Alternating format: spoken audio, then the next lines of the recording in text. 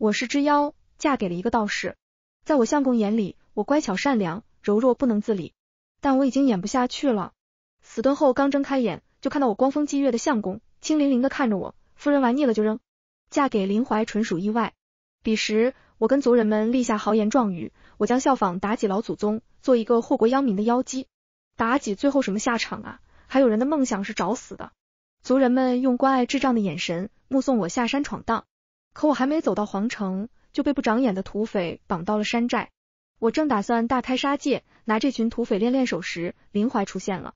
他一袭白色道袍，面如冠玉，一副光风霁月的人间公子模样，但他杀起人来却毫不手软，甚至比妖怪还要凶残。剑花四起，人头滚地，顷刻间整个山寨除了我就没一个活人了。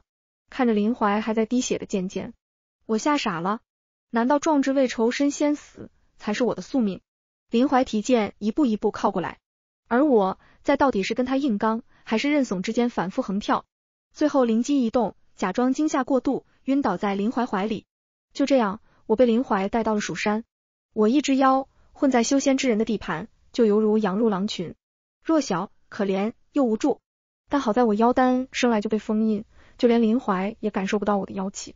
彼时他也逼问过我的身份，我低头垂泪，露出一截白如细瓷的脖颈。我就记得叫阿楚，其他真的什么都不记得了。他们把我打晕，抓了回去，好多血。林怀神色淡漠，负手而立，定定地看着我，像是在衡量我话的真假。压迫感扑面而来，我紧张的大气都不敢喘，更不敢在他面前使任何妖术媚术。气氛正凝滞时，一股冷风突然袭来，吹开了半掩的窗。我不由得打了寒噤，双手柔弱无骨挡在胸前，楚楚可怜的蹙眉，呀，好冷。林怀顿了顿，回头把窗重新关上。破人的气势终于消散，他又恢复成翩翩公子模样，眼神温和，春寒料峭，姑娘注意保暖。我捏着衣角，声如蚊呢，谢谢道长。见状，他声音更轻柔了，姑娘别害怕，在下是蜀山掌门林怀，此次下山是为了诛杀妖邪。林怀说那群土匪并不是普通人，他们专门绑架妙龄少女，炼制邪术。在我之前被绑的少女们都被杀了，只剩下一个我被林怀所救。我满脸感激，说着客套话，掌门大恩，小女子无以为报，愿来生做牛做马报答。林怀打断我，何必等来生？我未必还想我今生做牛做马，你怎么不上天呢？林怀挑眉轻笑，既是救命之恩，姑娘就以身相许吧。让我一只妖嫁给道士，你礼貌吗？林怀柔情脉脉，姑娘可是不愿？我脸染红霞，不胜娇羞，当然愿意。笑死，根本不敢反抗。而且我很怀疑，林怀是不是看出了什么？对这场婚事反对最激烈的是仙侠派的掌门人桑罗。我以为又是什么虐恋情深，你爱我，我爱他，他爱他的戏码。结果桑罗半夜翻进我卧房，二话不说，抱着我就跑。御剑飞行飞在半空时，桑罗迎风大喊，话音断断续续，姑娘，你别害怕，我不是坏人，我就你来着，林怀就是个变态，快跑。我欲哭无泪，怎么个个都说自己不是坏人，却个个的行事作风比我这个妖还要跳脱。还没飞多久了，就被林怀追了上来。那两人在空中斗法，根本无人在意我从半空中跌了下去。我又一次面临抉择，在放任自己直挺挺摔死，还是施展妖术被道士发现杀死之间反复横跳。千钧一发之际，林怀终于发现，及时接住了我。我脸色惨白，倒在他怀里，身子微颤，哭得梨花带雨。这次不是装的，非常真情实感。什么叫神仙打架，小鬼遭殃？这就是我差点真以为自己的小命今天会交代在这了。桑罗讪讪地看着我，抱歉啊。林怀神色还是一贯的温文尔雅，话中却带着森冷的杀气。桑罗，你以为我不敢杀你吗？桑罗瞬间暴走了，拔剑相向，粗着嗓子喊，来呀，杀呀！不杀，你是我孙子。好家伙，真是好家伙，要不是时机不对，我都想给他鼓掌。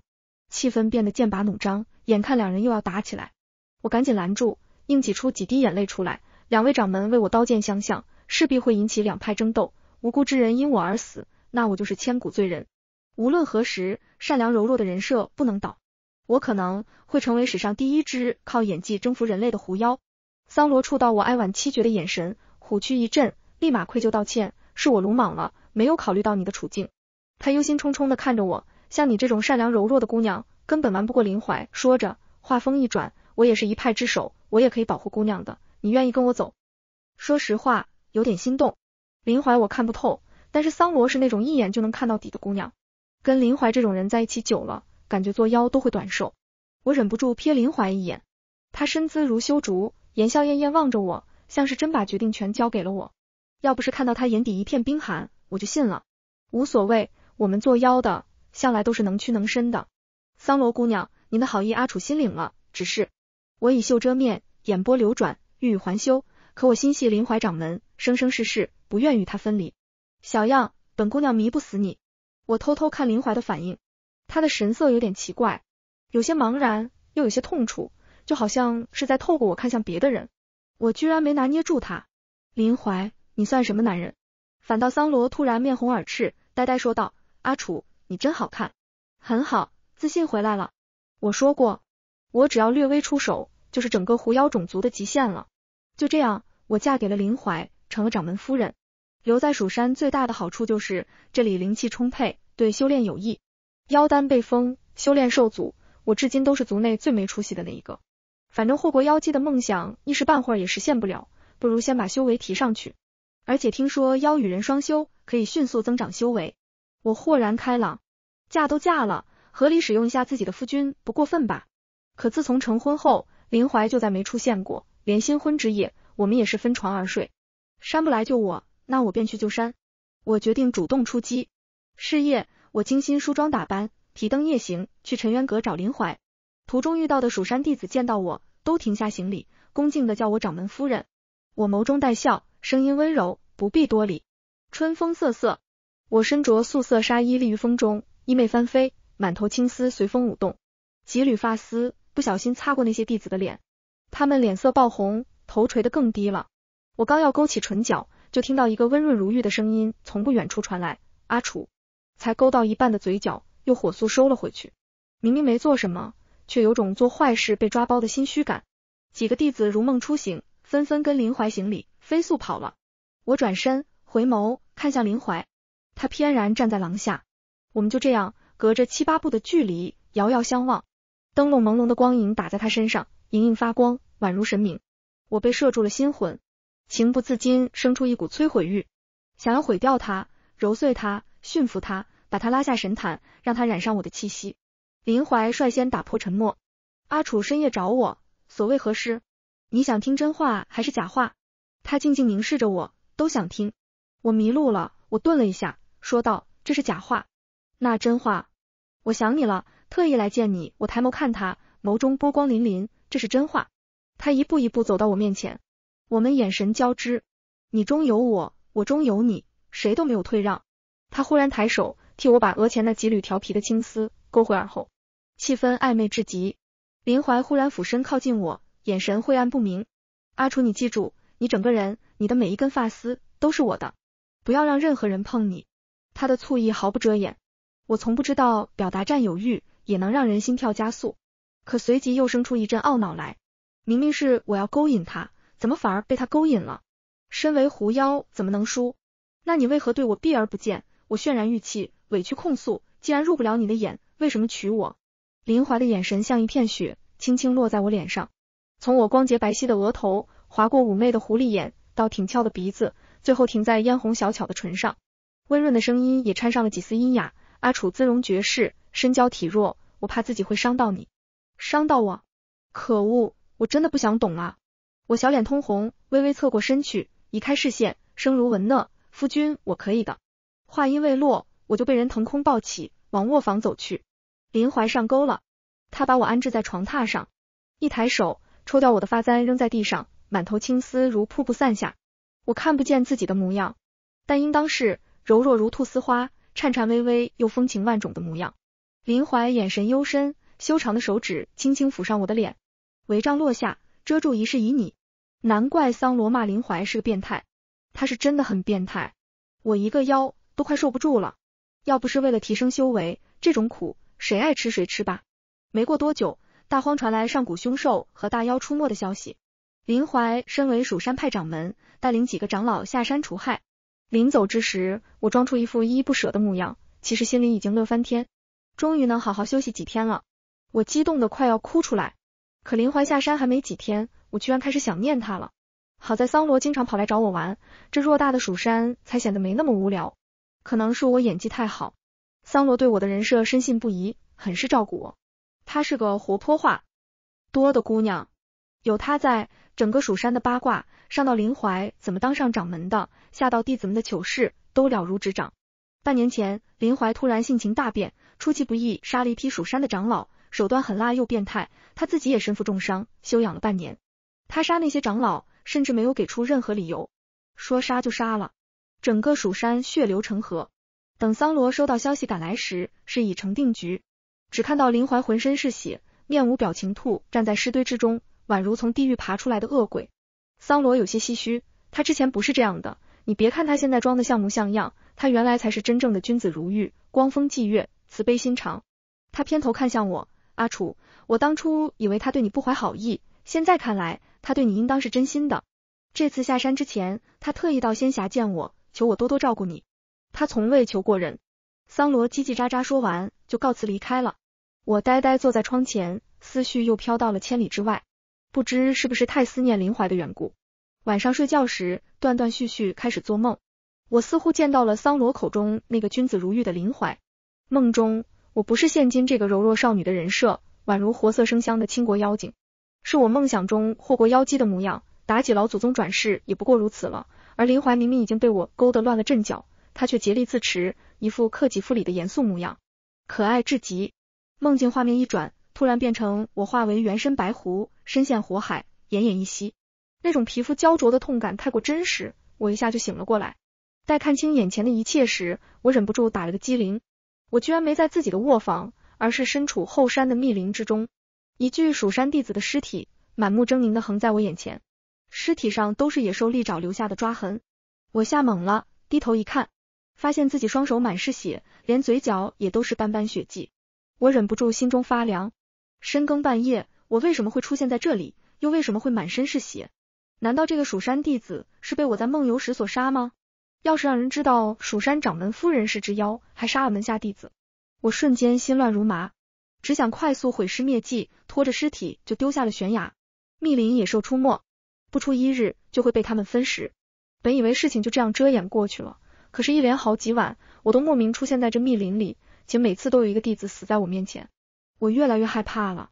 正当我慌乱不已，到了晚上都不敢再闭眼睡觉时，一个陌生男人突然出现在我的卧房。他高大挺拔，容貌俊美无双，对着我开门见山道，你杀害蜀山弟子的事情都被我用流影石记下了。我惊疑不定，警惕地看向他，你是谁？心中犹豫不决，想着要不要干脆杀了他灭口。男人眉目有些阴郁，仿佛猜到了我心中所想，直接点破，别想了，小狐狸，你打不过我。我努力维持表面平静，心中却掀起惊涛骇浪。他不仅看到了我杀人，居然还识破了我的真身是狐妖。这男人到底是谁？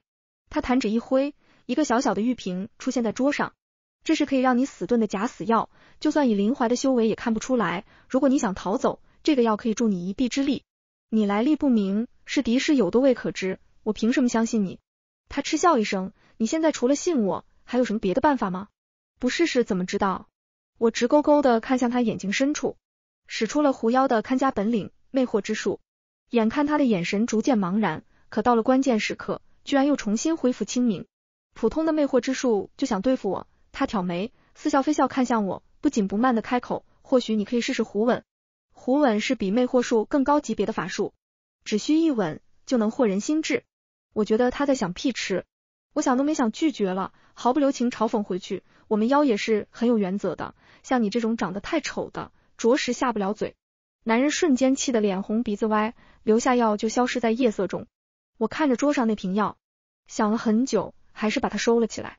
渐渐的，失踪的蜀山弟子越来越多，整个蜀山谣言四起，留在蜀山的长老已经开始着手调查此事，而我每日提心吊胆，生怕查到我头上来。桑罗听闻后，特意跑来问我，可能是有大妖作祟，蜀山有上古护山法阵守护，普通妖是没办法兴风作浪的，你待在这不太安全，要不要随我去仙峡躲避几天？可我怎么敢去仙峡？万一晚上用梦游杀人，那一切都完了。在我的再三推拒下，桑罗放弃了。他送了我一个玉簪，细细叮嘱，有危险立马摔碎，我能第一时间得知，赶来救你。我把玉簪放在手心里摩挲，心情很复杂。他居然如此信任我，我的负罪心和愧疚感越发强烈了。林怀还没回来，而我已经没办法再等下去了。一旦查到幕后凶手是我，势必会牵连到他。我考虑再三，被逼到毫无办法，只能放手一搏，决定死遁。先是假装染上风寒，再让病情逐步恶化。还好我平日里的柔弱人设早已深入人心，没有人怀疑我会作假。就这样演了几日，时机已然成熟。我拿出陌生男留下的那瓶假死药，毅然决然地吞下。不一会，药效开始发挥。我还残留着一丝意识时，模模糊糊听到丫鬟报丧的消息，大夫匆匆赶路，奈好了又好，最终不得不宣布我已经死亡。在丫鬟的嚎啕大哭声中，我彻底失去了意识。不知过了多少天，假死药药效消失，我逐渐恢复了一些意识。这个过程是缓慢而磨人的。四周寂静无声，我应该是被葬在了一个很安静的地方。毕竟是掌门夫人，下葬规格肯定很高。也不知道林怀除妖除的怎么样了，回到蜀山没有？如果知道我已经病死了，会不会难过？会不会为我流泪？在一连串胡思乱想中，我身体的各个器官都慢慢开始恢复正常。我睫毛轻轻颤抖，缓缓睁开眼睛，以为会看到漆黑的棺材盖，没想到映入眼帘的是林怀那张温润如玉的脸。他立在我床头，光风霁月的模样，双眼清凌凌的看着我。夫人玩腻了就扔。我以为自己出现幻觉了，吓得立马又闭上眼睛，闭上睁开，闭上睁开，来回好几次，林怀还是好端端的站在我身边。死遁失败，我完了。我眼泪汪汪，小心翼翼的解释，夫君，如果我说我是跟你闹着玩的，你信吗？林怀声音温柔似水，夫人觉得呢？不会信对吧？我哭丧着脸，自暴自弃，那你杀我吧。林怀修长的手指抚上我有些干裂的唇，轻轻叹了口气，夫人说什么傻话，我怎么会杀你？那是因为你不知道我干了什么。如果你知道我是只妖，如果你知道我还杀了很多无辜的人，如果你知道保下我就会与世为敌，那么你还会这么笃定的说不会杀我吗？我心中酸涩不已，眼泪忍不住啪嗒啪嗒的往下掉。祸国殃民真的好难，凭妲己老祖宗的本事，他明明可以逃走的，为什么不呢？是因为爱吧，爱到可以放弃自己的生命。林怀眼里浮现出心疼，俯身给我擦泪，声音低低地带着诱哄，别哭了，蜀山弟子失踪的事情与你无关，不要自己吓自己。我猛地睁大眼睛，眼泪瞬间收住，狂喜不已的追问，真的吗？真不是我干的。他有些好笑的看着我，轻轻嗯了一声，给你假死药的男人叫欧阳琦，是他布的局，那些弟子也是他的人杀的，想要嫁祸于你。我彻底懵了，可我们素不相识，无冤无仇，他为什么要害我？阿楚，他就是冲着你来的，他知道你不敢暴露自己身为狐妖的身份，所以人真的不是我杀的。我后知后觉发现自己已经彻底洗脱了杀人嫌疑，可狂喜还没片刻，又突然意识到不对劲。刚刚林怀说狐妖，所以他其实早就知道我的真实身份是狐妖了。我缓缓看向林怀，有些心虚的眨眨眼睛。他睨我一眼，语气沉静道，夫人，你以为你的夫君身为蜀山掌门，连你是人是妖都看不出来吗？我震惊，既然知道我是妖，那为什么还要娶我？人妖殊途，他就不怕被世人千夫所指吗？还有我在他面前表演的那些自认为精湛，实则拙劣的演技。天哪，还是让我死了吧。林怀给我倒来一杯茶，喂我喝。假死让我渴了太久，这茶喝得又急又快，不小心呛到了。茶水顺着白腻的脖梗滑落，在胸口晕开，阴湿了一大块衣料。林怀眸色深沉，拿出手帕帮我擦拭。夫人宁可信欧阳琦，也不信自己的夫君。从脸颊到脖梗，还抛夫弃子，脖梗到锁骨，该罚。我脸红心跳，求饶般握住他的手，他却面不改色，摆出一副清素端方的君子模样。我委屈巴巴看他，嘤嘤的假哭，千错万错都是我的错，可我也是怕自己犯下大错，牵连到你。林怀神情复杂，凝视我良久，低声道，你怎么还是那么傻？我懵懵懂懂，看他情绪有所松动，赶紧扑进他怀里，抱住他撒娇。一场家庭危机就此化解。没几日，蜀山大摆筵席，接待贵客。只是我没想到，这个所谓的贵客，居然就是给我假死药的欧阳琦。他摇身一变，成为高高在上的皇朝太子。当初若是我没被林怀带到蜀山，若是我顺利到了皇城，那我很可能要勾引的人，要么就是皇帝，要么就是太子欧阳琦。想到这，我忍不住一阵恶心。欧阳琦是代表皇帝来嘉奖蜀山派的，林怀此次降妖除魔有功，免于生灵涂炭。流水的皇家珍宝被侍女们送进蜀山大殿，连见多识广的长老都忍不住啧舌。林怀不为所动，淡淡道：蜀山派谢陛下厚爱。欧阳琦冷笑一声，阴阳怪气道：七弟真是身在福中不知福，父皇对你这片是毒之情，连本太子都忍不住艳羡。我又震惊了，林怀居然也是皇子，那他怎么会跑到蜀山来修仙？欧阳琦视线看向一旁的我，皱了皱眉，仿佛一副从未见过我的神色，装模作样的问：七弟，这位是？林怀望着我，温柔道：几月前我已成婚，她是我夫人。我们四目相对，视线交缠。欧阳琦却不知受了什么刺激，突然发疯，这桩婚事作废。七弟贵为皇子，婚事当由父皇做主，不是什么乡野村妇都能配得上你的。说着，他瞥我一眼，阴恻恻的补了一句：来历不明，谁知道他是人是妖？我浑身惊出一身冷汗。虽然林怀不在意我是妖，但不代表其他人不在意。欧阳琦对我的恶意都到了不加掩饰的地步，若他这时当众揭穿我的身份，对，他是妖。身旁忽然传来林怀平静无波的声音，我脸色惨白，露出骇然之色，几乎瘫软在地。林怀迅速扶住我，堂堂正正看向大殿众人：我的妻子，蜀山掌门夫人是妖，诸位可有异议？我绝望的闭上眼睛，等着众人审判。良久，堂下鸦雀无声，无一人质疑。桑罗率先站了出来，朗声道：是妖又如何？人有穷凶极恶之徒，妖也有一心向善的好妖。仙侠派掌门桑罗代表我派，祝蜀山掌门及夫人永结同心，百年好合。接着蜀山派、玄天宗、万佛教纷纷站出来。蜀山派祝蜀山掌门及夫人永结同心，百年好合。玄天宗祝蜀山掌门及夫人永结同心，百年好合。万佛教祝蜀山掌门及夫人永结同心，百年好合。我泪眼模糊，看着那一张张真挚的脸，感动得热泪盈眶。长久以来那块压在心底的大石终是卸下了。正当我以为一切都结束了的时候，我被欧阳琦绑架了。那夜我换了轻薄的纱衣，打算给林怀一个惊喜。院外传来脚步声，我扑过去开门，门还没打开就闻到一股异香，然后迅速坠入黑暗。等我再醒来时，发现自己已经化为原形，四肢被铁链锁住，被囚在一处豪华的宫殿内。正当我茫然不知所措时，欧阳琦出现在我眼前。我勃然大怒：欧阳琦，你这个疯子，快放开我！他蹲下来，抚摸着我的虎脸，眼神痴迷：乖乖。我张嘴就狠狠咬了他一口，他躲也不躲，被我咬得鲜血直流，甚至还笑：乖乖咬吧，脾气发出来就好了。我气急败坏：你是不是有病？我要见我夫君，我要见林怀。这句话瞬间激怒了他。你本来就属于我，是我们先相遇，也是我们先相爱的。林怀才是个那个偷窃者。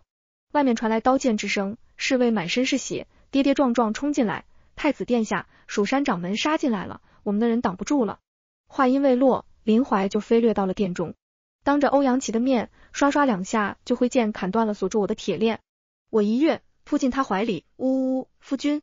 他轻轻摸了摸我的毛发，把我拉到胸口：阿楚睡一觉吧，待我杀了他，就带你回家。我安心窝在林怀的胸口看戏。两个男人犹如世仇，一句话不说，直接开打。一时间刀光剑影，眼花缭乱。不知过了几个回合，欧阳琦被一掌击飞出去，吐血不止。林怀用剑尖指着他的脖子，森然道：你不该动他。欧阳琦看着林怀，突然疯狂大笑：两辈子我都输给了你，老天为何如此偏爱你？我不服，父皇喜欢你，连我的小狐狸你也要抢走，凭什么？你凭什么？这戏看得我有些茫然。为什么是两辈子？为什么欧阳琦一定认定我是他的？林怀不再跟他废话，一剑封喉。欧阳琦癫狂的神色还留在脸上，就断了生气。欧阳琦死后，我在桑罗那儿误食了回魂草，据说吃了这种神草，甚至能找回前世的记忆。当晚，我做了一个梦，梦中我是一只刚下山的狐妖，立志要做祸国殃民的妖姬。我一路畅通无阻的到了皇城，在中元节的灯宴上，偶遇了出来看灯的欧阳琦。他对我一见钟情，把我带入宫中，金屋藏娇。在东宫半年，我们日夜相对，他对我有求必应，教我各种技艺，却始终不曾碰我。我以为这是他对我真挚爱之的表现，没想到他转头就把我送给了蜀山的掌门林怀。他让我勾引林怀，帮他成就大业。他酒后跟我诉说自己的苦闷，虽为太子，但皇帝却偏心七皇子林怀，无论他怎么努力当好这个太子，也不曾得到过帝王欢心。林怀是他登向帝位最大的绊脚石，必须铲除。我被他说动了，心软了。我们狐妖最擅长的就是惑人心智，帮他一下又如何？可在我勾引林怀的过程中，我也渐渐爱上了林怀。林怀和欧阳琦对我也是截然不同两种态度。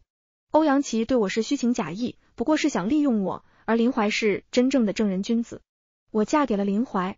正当我们琴瑟和鸣时，突然有谣言传遍大江南北，蜀山夫人是妖，蜀山掌门林怀与妖勾结，有违天道，不配为一派之首。一时间，蜀山上下深陷流言。欧阳琦见过我一面，他深情款款对我说：“乖乖，你做得很好，林怀声名已毁，以后无论是蜀山掌门还是帝王之位，都将与他无关了。你放心，一旦此间事了，我会暗中将你带走，你届时换个身份再入宫，我们就能相聚了。”我这才知道欧阳琦真正的目的，利用我彻底毁掉林怀。我破口大骂着让他滚。晚上等林怀回来，我把欧阳琦的计划全盘托出，他却丝毫没有生气，情绪稳定，温柔地安慰我：“阿楚，我与欧阳琦矛盾由来已久，就算没有你，他也会向我出手，这不是你的错，不要自责。”我泪流满面。尽管林怀在努力平息此事，却收效甚微。有一天，蜀山长老趁着皇帝召见林怀时，突然出手将我擒拿，把我丢到困妖阵，用3昧九转真火活活烧死。在临死的最后一刻，我看到林怀疯了一样，持剑飞到阵中将我抱了出来。可是已经来不及了，我在林怀的怀里魂飞魄散。我瞬间从梦中惊醒，抬手一摸，满脸是泪。林怀正在一旁的桌案挑灯批阅奏折。欧阳琦死了，皇帝把事情全部掩盖了下来，将太子之位塞给了林怀。听到我这边的动静，他放下奏折，快步走过来，低声道：“怎么了？做噩梦了？”我怔怔地望着他，眼泪止不住地往下掉。我好像梦到了上辈子的事情，欧阳琦利用我借刀杀人。你少年成名，君子端方，一世清明都毁在了我手里。我把你害得好惨好惨。林怀顿了顿，俯身吻了吻我的眼睛，别哭了，梦而已，都是假的。我撇着嘴，委屈巴巴地问：“真的是假的吗？”“都是假的，现在才是真的。”他拥着我躺下，目光柔柔地落在我的脸上。“睡吧，我守着你。”我轻轻嗯了一声，微笑着又闭上了眼睛。林怀视角，我叫林怀，蜀山派掌门，出身皇族。母妃是皇帝最爱的女人。在我6岁那年，母妃受不了父皇的多情和帝王心术，很快郁郁而终。为了远离皇室的斗争，我上蜀山拜师，入了仙门。我天赋奇高，年少成名，名声渐渐响遍大江南北。在我师父先去由我接任，成为蜀山掌门后，达到了顶峰。这也让我的太子皇兄坐立难安。虽然我一再跟他表明过，我对太子之位没有丝毫肖想，可他还是不放心，送了一个美人给我。那个美人就是阿楚。他很是胆大妄为，对我百般撩拨，说各种甜言蜜语，手段无所不用其极。我面红耳赤，方寸大乱，被他逼得节节败退，一颗心就这样彻底的沦陷了。当我知道他是太子安排的棋子时，我疯了一般，一边嫉妒太子居然比我要先要遇到他，一边又忍不住庆幸，还好太子眼盲心瞎，看不到他有多好，把他送到了我的身边。我知道一旦跟阿楚成婚，我的把柄就被捏在太子手里了。可我不在乎，哪怕不做这个蜀山掌门，我也不会放弃阿楚。正如他拿话哄我时所说的那样，我心系于他，生生世世都不愿与他分离。所以当阿楚是妖的传言四起时，我早已有心理准备。有这么好毁掉我的时机，太子又怎么会错过？我以为我能化解掉这场危机，我高估了自己。没想到蜀山也会出现叛徒，8大长老早已和太子勾结，趁我被皇帝宣召入宫时，突然对阿楚下手。等我反应过来，赶回去救人时，阿楚已经奄奄一息，在我怀里咽下最后一口气。我眼睁睁的看着他魂飞魄散，明明是白狐，却已经被烧得黑如焦炭。我的阿楚该有多疼啊！我跪在地上，只觉心如刀割，瞬间对世间再无留恋，拔剑自刎：“阿楚，我来陪你了。”可没想到，再睁开眼，我重生了，重生到了阿楚还没下山的时候。我召集上一辈子杀害阿楚的那8个长老，以1敌8，将他们全部斩杀。所有人都说我性情大变，说我疯了，只有我自己知道，这一次我将人挡杀人，佛挡杀佛，绝不会再坐以待毙。上辈子的账我会一笔一笔的清算，而所有的危险我也会在见到阿楚之前全部铲除。我等了足足半年，终于等到了阿楚下山的日子。我打算提前把他拐回家。在那个阴森蛮荒的山寨，我终于再次见到了他。只一眼，恍惚就像过了一生。不同于上一世的风情万种，这次他的人设是柔弱不能自理的人类姑娘，清新漂亮的就像清晨的露珠。虽然演技蹩脚，让人忍俊不禁，但她是鲜活的、灵动的。她是我的，真好。阿楚，这次中试我先遇到了你，